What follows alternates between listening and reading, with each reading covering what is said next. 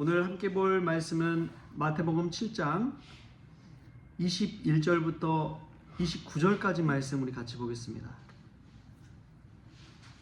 마태복음 7장 21절부터 29절까지 말씀 우리 한 목소리로 같이 읽겠습니다. 나더러 주여 주여 하는 자마다 다 천국에 들어갈 것이 아니요 다만 하늘에 계신 내 아버지의 뜻대로 행하는 자라야 들어가리라.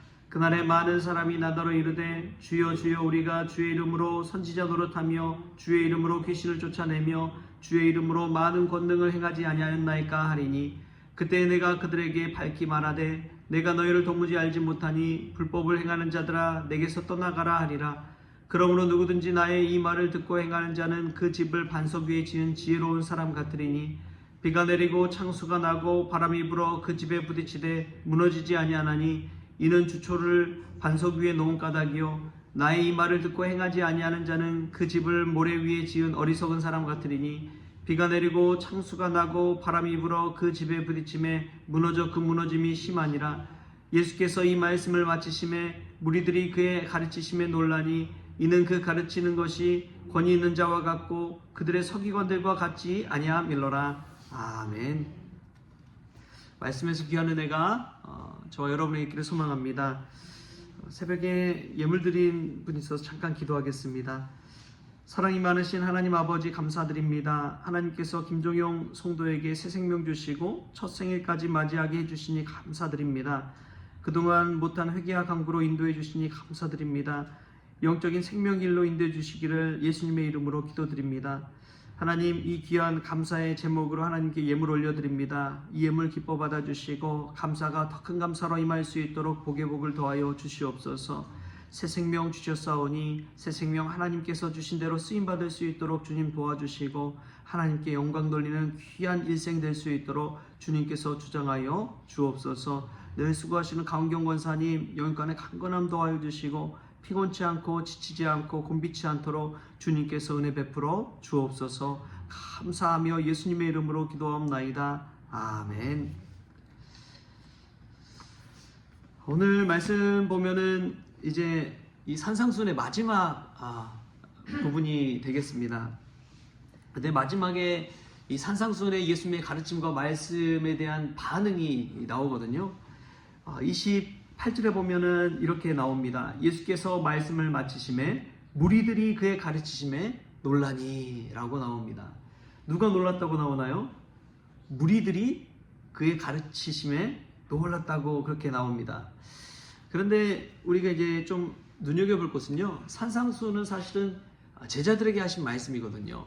그래서 마태복음 5장 1절에 보면 이렇게 나와요. 마태복음 5장 1절에 예수께서 무리를 보시고 산에 올라가 앉으시니 제자들이 나온지라. 예수님께 나온 사람들은 누구예요?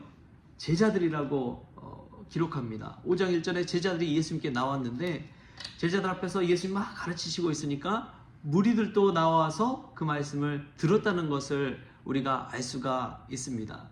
무리들도 그 가르치심을 제자들 곁에 따라 붙어가지고 들으면서 그 가르침을 들었는데 그 가르침이 너무나 권위 있고 놀랍고 자신들에게 은혜를 끼친 거예요.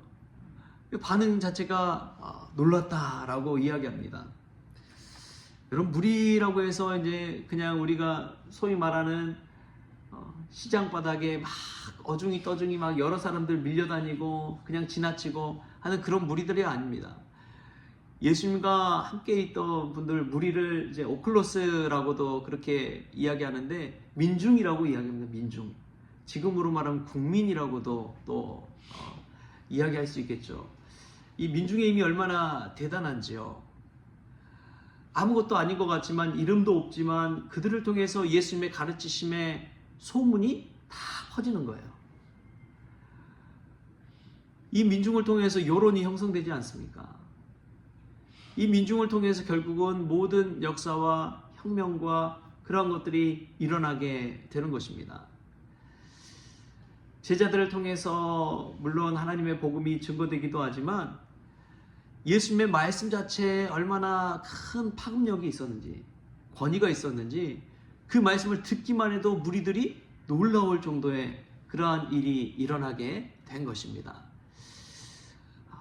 우리 교회 안에서도 말씀이 선포되고 은혜가 충만하고 성령이 충만해서 무리들이 정말 줄지어 나오는 귀한 은혜가 있기를 소망합니다.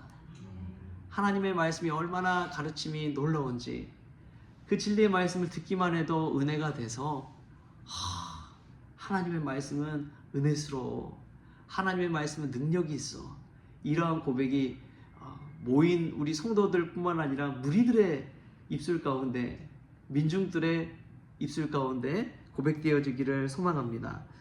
또 보면은 이 놀랐다라는 이 말을 보면, 야, 참 나이가 들고 어른이 될수록 놀라움이 더 많습니까? 더 적습니까? 적어지죠. 저는 이제 아이들을 보면 그거를 알게 되더라고요. 아이들이 뭐 과자 같은 것만 사도 우와 막 그러잖아요. 과자 먹고 싶은 과자만 사도 우와 과자다 막 신나가지고 막 환호성을 지르고 방방 뛰고 막 그러잖아요. 근데 하나님의 말씀 앞에서 여러분 정말 은혜 받고 기쁘다면은 어린아이처럼 그런 반응이 나올 줄 믿습니다. 이 성경에 보면 그런 표현들 나오잖아요. 다윗이 하나님의 괴를 들고 올 때에, 하나님 괴를 메고 올 때에 기뻐가지고 아이처럼 막 춤을 추잖아요. 그런 모습 자체가 하나님에 관한 놀라움과 경의와 기쁨, 감사, 이 모든 것들이 다 포함되어 있는 것입니다. 근데 우리 모습을 한번 이 말씀에서 돌이켜 보십시오. 하나님의 말씀 듣고 또 기도하며 은혜 받고 하면서도 우리 마음 심령 가운데 놀라움이 있습니까? 이 공부를 하다 보면요, 책을 읽고 공부하다 보면 이제 클레몬트 신학 강의를 듣는데 교수님이 그런 이야기를 하세요. 하나님에 대한 경의가 있어야 된다. 그래서 성경 말씀을 읽고 하더라도 아하 하는 그러한 말씀이, 이 반응이 있어야 된다. 그 이야기를 하시더라고요. 그 말은 즉슨 권 있는 가르침 앞에서 놀라움을 표현하라 라는 이야기죠. 신학자들 중에서도 진정한 기도는 어떤 기도냐 할 때, 오 나의 하나님 이라는 기도를 할 때, 오 나의 하나님, 기도 중에 이 오라는 탄성이 우리 가운데 있을 때 그것이야말로 하나님을 경외하는 마음의 표현이다 라고 이야기합니다. 정말 이제는 놀라움을 잊어버린 시대가 되었습니다. 놀라지도 않아요. 하나님의 역사를 보고도 놀라지도 않습니다. 우리 성원교회에 와서 이제 달라지는 그런 모습들 보면은 와, 오히려 우리 다른 분들이 놀래요. 오랫동안 성원교회에 오지 않았다가 오랜만에 오신 막 목사님들이 와, 성원교회 이렇게 달라졌어 하면서 막 이야기하는 것들을 보게 됩니다. 우리 하나님 앞에서 우리의 달라지는, 변화되는 모습들이 보여질 때 귀한 은혜가 넘쳐나게 되는 줄 믿습니다. 기쁨의 탄성이 터져나오게 될 줄 믿습니다. 여러분 가만히 생각해 보십시오. 하나님이 우리에게 주신 은혜를 한번 생각해 보십시오. 여기까지 오면서 수많은 굴곡이 있었지만, 어려움이 있고 골짜기가 있었지만, 그것을 넘나들면서 지금까지 오는 우리의 모습들 속에서 그 달라진 모습들, 하나님의 은혜의 모습들 얼마나 감사한지요. 그들 속에서 이런 놀라운 표현이, 놀라운 고백이 저와 여러분에게 있기를 소망합니다. 또 보면은 29절 말씀에 보면 이렇게 나와 있어요. 29절 말씀 우리 같이 한번 읽겠습니다. 시작. 이는 그 가르치시는 것이 권위 있는 자와 같고 그들의 서기관들과 같지 아니함일러라. 아멘. 서기관의 가르침과 예수님의 가르침이 달라진 것이 무엇이 있을까요? 산상수훈 이 5장부터 이 7장 말미까지 쭉 보니까 계속해서 표현되는 표현이 하나가 있습니다. 그게 뭐냐면 너희 하늘 아버지께서라는, 하늘 아버지께서인데 내 아버지께서, 너희 아버지께서, 우리 아버지여 하는 그런 표현들이 세보니까 15번 정도 나오더라고요. 그 당시에 서기관들은요 감히 하나님을 아버지라고 표현할 수가 없었습니다. 그 신성 모독이라고 생각했어요. 그런데 예수님이 가르치시는데 너희 하나님 아버지께서 갚아주시리라.